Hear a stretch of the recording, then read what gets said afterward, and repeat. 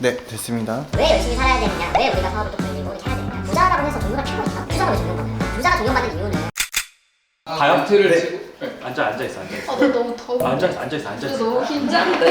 그때 예전에 원더힐스님하고도 내가 얘기를 했을 때 이런 얘기를 비슷한 얘기를 한 적이 있었어. 원더힐스님도 우리나라에서 제일 좋은 대학 뭐 서울대를 간 분이지만 원래부터 되게 모범생으로만 살지는 않았던 것 같아. 우여곡절이 좀 많았고. 모범적이었다니까. 너랑 되게 비슷하다고 공감을 하는 게 나는 진짜 되게 성적이 안 좋았었고 되게 하위권에 있었었는데 단기간에 되게 성적을 빨리 끌어올린 케이스였단 말이야. 예전에 아버지가 나한테도 너는 창피하니까 유학을 가라. 너는 도저히 한국에서는 대학을 못 갈 것 같다. 8등급 나왔는데 너 어떡해. 고3 때 처음 과외를 하니까 아무것도 모르니까 과외 선생님 2명을 면접을 봤는데 일부러 학생하고 붙여줬어 나를. 학원 선생님들 너무 상업적이니까 동기부여가 좀 필요하니까 학생하고 붙여줬단 말이야. 근데 그때 이제 두 번째에서 오셨던 분이 고대 경제학과 나와서 과외를 하시는 분이었는데 아이도서는 은사님이라고 생각을 하거든. 나는 솔직히 처음에는 공부를 그렇게 열심히 안 했어. 그냥 뭐 학원이랑 쫄래쫄래 다니고 뭐 게임도 좀 하고 막 이랬단 말이야 고3 때. 그러고 이제 성적도 잘 안 나오고 동기부여 잘 안 됐는데 나는 그 분하고 진짜 얘기를 되게 많이 했거든. 근데 이 사람이 너무 열심히 사는 거야. 이 사람이 그때 나한테 책을 몇 권을 추천해줬는데 그때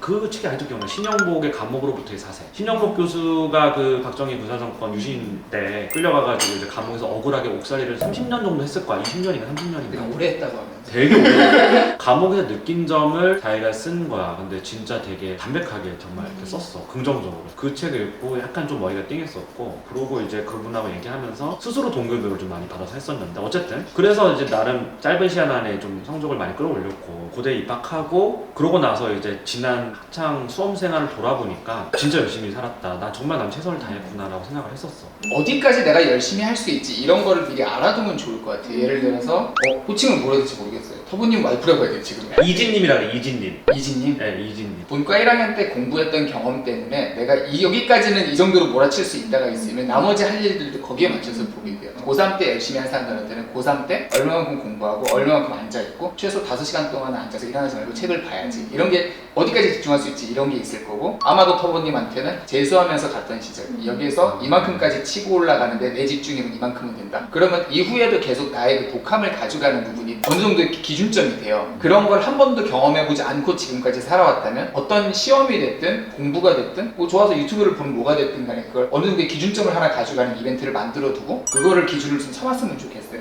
그러면 그 다음부터 본인이 열심히 할 때는 아 내가 저기까지는 할 수 있어를 볼 수 있습니다. 방금 기준점을 얘기하셔가지고 생각나는 게 있는데 우리 대본 없이 지금 그냥 막 던지고 있는 거잖아. 너무 편집 진짜 없이 힘들어요. 기준점 난 진짜 중요하다고 생각을 하는 게 어른들이 이런 얘기하면 해도 되나? 일반 인문계에 가야 된다 또는 뭐 외고 가야 된다 이렇게 얘기하는 게 그 기준점이 되는 거잖아. 거기서는 탈선을 해도 크게 나가진 않는단 말이야. 해봤자 담배 좀 피고 좀 싸움질하고 요 정도잖아. 근데 그 기준점이 난 되게 중요하다고 생각을 하는 게 한 번 그렇게 공부를 해서 얻은 경험 뭐 책을 읽든 뭘 하든 자기 나름의 기준이 딱 생기면 계속 내가 다른 길로 가더라도 글로 돌아가게 돼 있어. 사필 규정처럼 내가 언제 느꼈냐면 29대 이건 또 카라이프에 대한 얘기인데 어떤 억누린 욕망이 있어서 나중에 이건 따로 얘기해. 어쨌든 왜 이렇게 번외편이 계속 안 그러면 오늘 12시간째 걸려. 계속 가지를 뻗어서 난 진짜 TMI의 어떤 그 DNA가 있어. DNA가 있는 것 같아. 이걸 제일 앞에 넣어주세요. 처음으로 샀던 내 돈을 모아서 샀던 차가 F430이었어. 페라리 F430이었고 근데 그때 진짜 무리를 샀었어. 나는 그때 뭐 부모님 사준 것도 아니었고 오히려 아빠한테 나중에 그 차 샀다는 게 걸려가지고 엄청 혼나고 집에서 거의 쫓겨나다시피 했었고 계속 차를 몰래 탔던 이유도 지금은 뭘 내가 이혼도 하고 하니까 뭐 다 인정을 해주시는데 이유도 이제 그런 걸 너무 싫어하시고 보수적이니까 근데 난 너무 하고 싶잖아. 차 자체도 좋았지만 너무 어렸을 때 29살, 30살 때 누릴 수 있었던 그 어떤 가호, 간지 그리고 그걸 통해서 솔직히 이성도 좀 많이 만났었고 그런 식으로 이제 막 빨빨거리고 돌아다니면서 너무 즐거웠었어. 사실은 그때 나랑 같이 빨빨거리고 돌아다녔던 사람 중에 뭐 정상적인 일을 한 사람도 있었고 아닌 사람도 있었지만 불법적인 일을 한 사람 좀 몇 명 있었어. 근데 너무 즐거운 거야 그 시간이.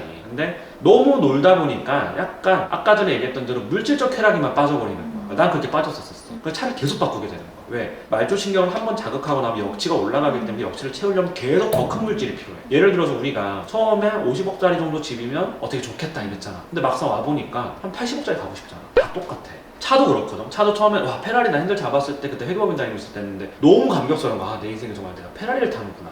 근데 이걸 거치고 급속도로 계속 차를 바꾸고 계속 업그레이드 이렇게 올라가면서 감흥이 너무 떨어진 거야. 이제는 너무 공허한 거야. 인생이 너무 공허한 거야. 뭐 화려해 보이고 강남 한복판에 막 페라리 타고 다니고 페라리 동호회 운영자도 했었고 막 어린 나이에 막 그러고 다니면서 사람들이 날 다 주목하고 잘해주고 그리고 나는 더 큰 자극을 얻기 위해서 사실 그때 좀 많이 놀았었어 되게 엄청나게 의미 없는 관계들을 맺으면서 이성이든 동성이든 간에 이제 그렇게 살아왔는데 어느 순간 너무 공허한 거야. 근데 어느 순간 뒷문에 카레눈을 딱 있는데 아 정말 나는 이렇게 살아야 되는 사람인데 내가 여기 뭐 하고 있는 거지? 라는 생각이 드는 거지. 그래서 내가 막 말하고 싶은 거는 기준점을 세운다는 거 그리고 그 기준점이라는 건 난 이렇게 해야지? 라고 되는 게 아니야. 나는 이렇게 살아야지? 난 이런 식으로 살아야지? 이렇게 한다고 될 수 있는 게 아니야. 그거는 엄청난 고통을 따르는 시간을 통과해야지 그 기준점이 생기는 거야. 그래, 아버지 이렇게 살라고 그랬어. 이런다고 생길 수 있는 게 아니거든. 그건 말뚝박기랑 똑같아. 엄청난 공을 들여서 말뚝을 한번 박아놓으면 결국 사람은 그 기준점 크게 벗어나지 않는다. 고통 없이 그걸 세우고 뭔가 성취하려고 하면 그거는 정말 잘못된 생각이야. 저는 이제 아이들이 둘이 있고 큰애가 9살이 됐어요. 학원에서 온라인으로 책을 읽으세요 해서 내주는 게 있는데 그거를 읽다 보니까 이제 많이 읽었어요. 그래서 이달의 독서왕 이런 걸 뽑혔어요.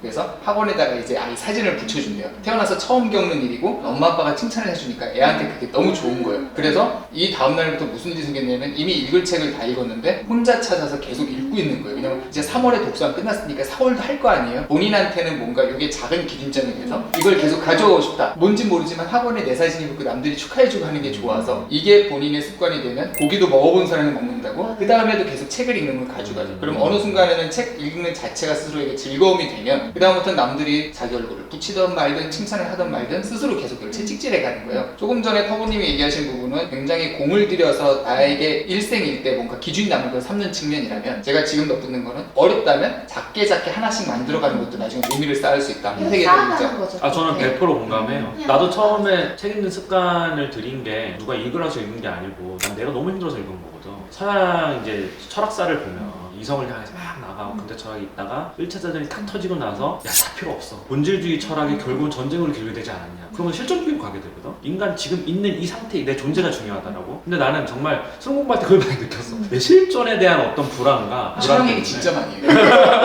해겔은 내가 되게 좋아하는 진짜 어. 저는 하루에 미술사를 공부할 때 해겔을 모르면 미술사를 공부할 수가 없어. 해결을 엄청 좋아해요.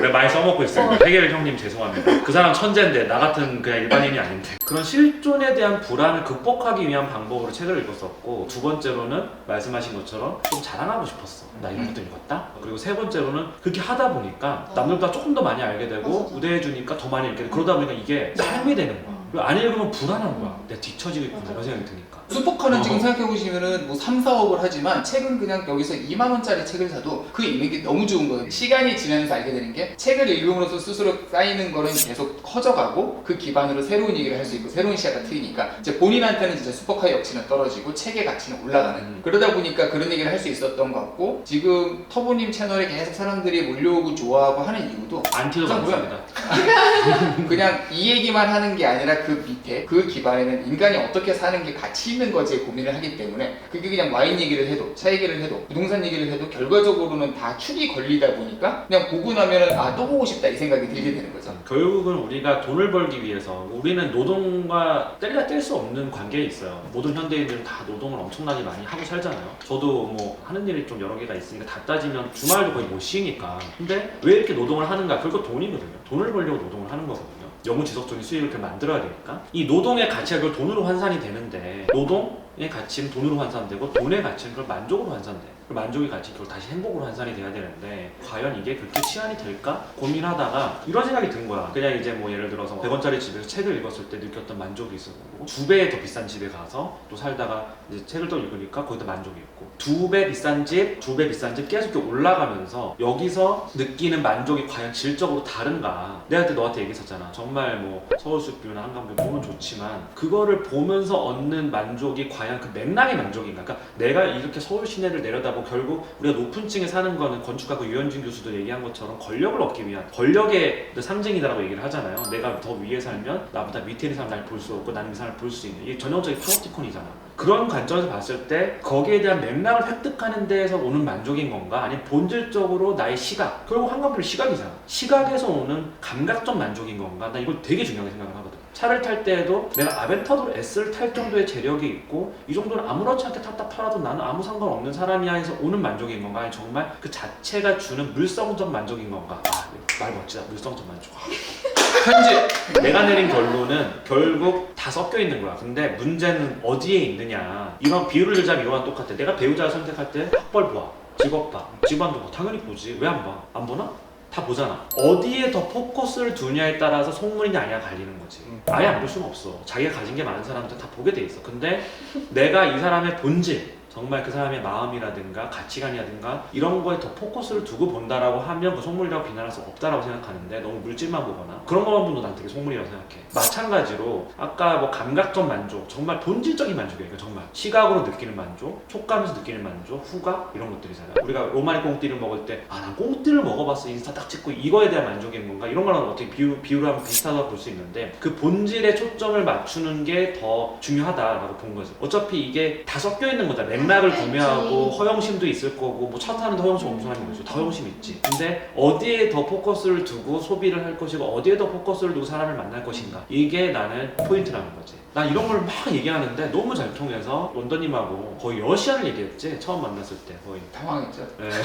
근데 이런 게 즐거운 게, 이게 또 공부는 왜 하는가, 그리고 왜 돈을 벌어야 되는가를 또 연결이 될 수 있는 부분인데, 나는 누군가가 꼭 뭐 좋은 대학 가야 되나요? 라고 물어보면 무조건 좋은 대학 가야 된다고 생각해. 물론 이렇게 얘기하면 대다수의 국민들을 적으로 돌리는 걸 수도 있어. 왜? 좋은 대학 갈 수 있는 사람은 어차피 상위 2, 3%밖에 안 돼. 나머지 한 뭐 90% 정도는 좋은 대학 갈 수가 없단 말이야. 경쟁 사회다 보니까. 근데 왜 가야 되냐를 보면 그냥 뭐 나 서울대 나왔어요, 연고대 나왔어요, 이게 아니라 가면 진짜 별처럼 빛나는 애들이 그나마 가끔 보이는 데가 좋은 대학이라고 생각해. 그게 정말 그 똑똑한 사람들끼리 모아놓으면, 물론 뭐 서울대가 더 똑똑한 건 아니고 연고대가 더 똑똑한 건 아니지만, 확률적이고 비율적으로 봤을 때 성실함 플러스 정말 머리가 번뜩이는 애들이 가끔 있어. 걔네들을 보면서 자극받는 거, 걔네들하고 이렇게 소통하고 하면서 뭔가 이렇게 되게 내가 전혀 생각하지도 못했던 그런 것들을 이제 인사이드를 얻어가는 거, 그런 것들을 얻기 위해서 항상 어떤 그 메이저 집단에 들어가야 된다고 생각을 하는데, 그리고 대학 나왔다고 좋은 데 나왔다고 뭐 인생 해결되는 게 시작일 뿐이지. 그 스타트에서 어떻게 갈 것이냐가 중요한 건데,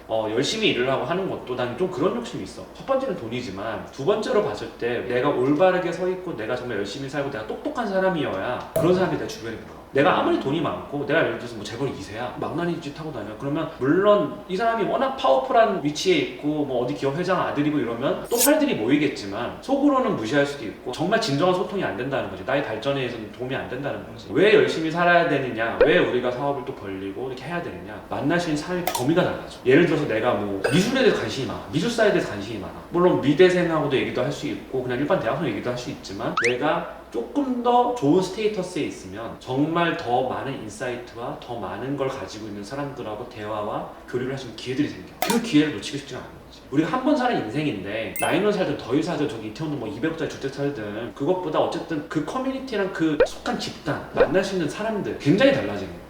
여기서 저는 더 필요한 게, 학교 공부를 열심히 하는 것도 필요한데 자기가 평상시에 좋아하는 분야 아니면 그냥 역사에 대한 책을 많이 읽으면 읽을수록 이게 도움이 돼요. 뭔가 사람들끼리 얘기를 하면서 시야를 넓히고 새로운 불꽃을 튀기게 하려면 자기 전문 분야가 있어야 되는 건 확실하고, 공부도 열심히 해야 되는 건 맞는데, 그거랑 별도로 그 공부 중에 책에 대한 공부, 사람들의 기록에 대한 부분에 대해서 조금 더 관심을 갖고 있을수록 내가 딱 만났을 때 그 불꽃들을 번뜩일 수 있는 거예요. 어떤 분들은 나 대학원까지 다 나왔는데 다시 치란 얘기냐, 이 부분이 아니라 적어도 본인의 인사이트를 넓힐 수 있는 뭔가 주제를 잡고, 여기에 대해서 저는 그게 역사 부분이 특히 재밌다고 생각하는데 동감 많이 하실 거예요. 거기서 과거의 사람들이 살았던 부분 때문에 내가 앞으로 어떻게 살아야 되는가, 뭘 조심해야 되는가, 이런 부분을 깨달을 수 있으니까 기왕이면은 이런 쪽의 책도 많이 읽어두시고. 저는 역사 얘기 나오니까 드는 생각이 잠시만요.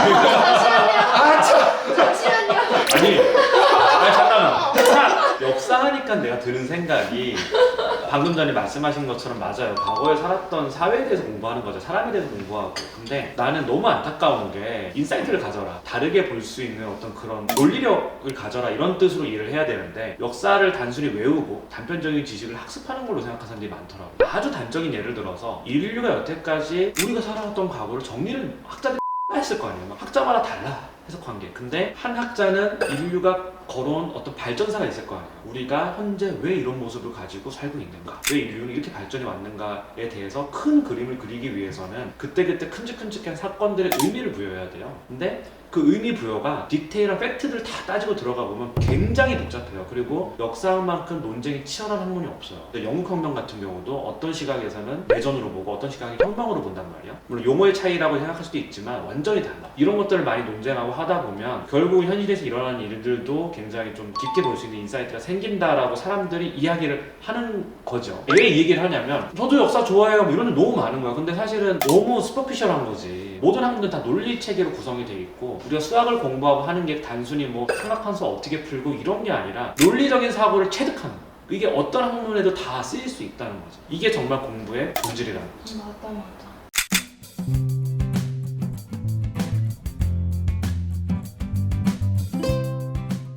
나는 이제 뭐 여러 유튜버들이 찍어놓은 이제 동급이어 콘텐츠 같은 거를 이렇게 가끔 봤어요. 물론 그 사람이 눈높이에 맞는 솔루션을 제공해주는 게 가장 현명한 사람이라고 생각은 하지만 나는 그걸 못하겠는 거야. 이건 아닌데라는 생각이 자꾸 머릿속에 드니까 도저히 그렇게는 못하겠는 거야. 조회수와 어떤 어그로를 위해서. 사실은 사람들이 듣고 싶어하는 거는 되게 간단해요. 그냥 해답을 제시해주면 돼요. 이렇게 공부하면 너 서울대 갈 수 있어. 이런 걸 제일 좋아해요 사람들은. 왜? 자기 스스로 고민하기 싫으니까 그래.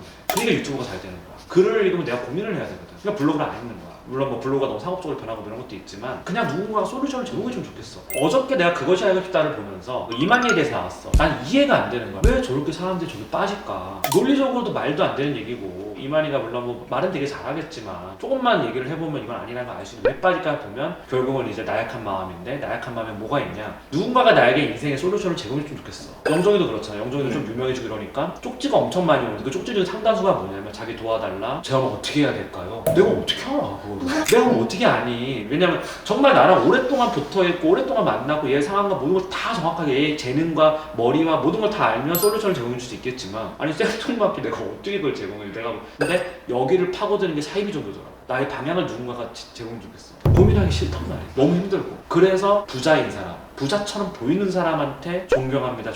부자라고 해서 존경할 필요가 있나? 부자가 왜 존경받아야 돼? 부자가 존경받는 이유는 일단 부자는 세금을 많이 내고 우리 사회를 위해서 세금을 많이 내고 그렇잖아. 맞잖아. 그리고 맥락이 있기 때문이야. 이 사람이 그 부를 쌓기 위해서 정말 엄청나게 노력을 했을 거고 굉장히 훌륭한 사람일 거다라고 하는 전제를 깔고 존경합니다라고 하는 건데 과연 그럴까? 그 사람들이 정말 우리 사회에 굉장히 많이 부가가치를 창출하고 우리 사회의 어떤 효용을 높이는 데 정말 일조한 일을 하는 사람들일까? 라고 생각을 해보면 그렇지 않다는 거지. 사실 그게 요번에 블로그에 올렸던 거랑 좀 맥락이 같잖아요. 특정 지역의 도시 개발을 통해서 그냥 내가 그 동네 땅을 갖고 하나 집을 갖고 강남개발에 대해서 얘기하려고 했는데 근데 지금 얘기는 완전히 다른 얘기하고 있어서 나중에 이걸 따로 뽑겠죠. 내가 그 동네 그냥 집을 하나 갖고 있었기 때문에 땅을 좀 갖고 있었기 때문에 벼락부자가 된 사람들이 생각보다 많고 한국에서는 이 사람들이 떵떵거리면서 지금 그 가치가 계속 오르다 보니까 일반인이 그냥 노동으로는 따라갈 수 없는 경지에 이른 거예요. 이 사람을 부자로 존경할 수 없겠죠. 그래서 졸부라는 말이 생긴 거고 아니면 우리나라에서 열심히 일하는 기업가들 계시니까 본인이 노력해서 기회를 만들고 뭔가를 창조해냈다. 이런 사람들은 그래도 본받을 점들이 있죠. 존경합니다라고 하는 분은 부자를 대상으로 해야 되는 거고 유튜브에 사람들이 막 이렇게 성공했어요라고 하는 부분을 찾아봐도 솔직히 의미가 없는 게 저도 영상을 썼다가 지웠던 게 특정 사람을 대상으로 하려고 그러면은 너무 일부에게만 그 대상이 되고요. 약간 넓은 사람들이 이해를 하게 되려면 너무나 추상적인 말들로만 돼서 한 5분 10분을 찍어도 의미가 없어져요. 뭐 그냥 어떻게 공부 열심히 해서 국영수 열심히 하시고 예스폭스 열심히 틀린 말은 아닌데 전혀 공감이 안 되는 말들이라서 광고 수익을 받는 거 이외의 가치가 없더라고요. 어떤 분들 보면은 학원 강의하는 것처럼 칠판 놔두고 노력 적고 여러분 열심히 하면 다 할 수 있어요 막 그럼 박수 받고 뿌듯하게 딱 영상 끄고 이제 뭐하지 이렇게 되는 거 말고 난 그거는 그러니까 진짜 사이비 사이비적이라고 생각해요. 전 유튜브에서 성공론을 이야기하는 거는 종교랑 비슷하다고 생각을 해요. 대부분이 실체가 없고 대부분이 과장과 어떤 그런 걸로 얼룩져져 있는데 저는 절대로 제가 하는 일이나 이런 걸 얘기를 안 하거든요. 유튜브에서도 그걸로 뭐 어그로를 끌어본 적도 없는데 성공론을 얘기하는 건 좋은데 그거를 얘기하기 위해서 그런 논리와 사고의 프로세스들이 있어야 되는데 정말 난 희망 고문하고 있다고 생각해. 공부 다 잘할 수 있습니다. 다 서울대 갑니다. 이런 얘기랑 똑같은 거야. 못 가. 1%밖에 못 가.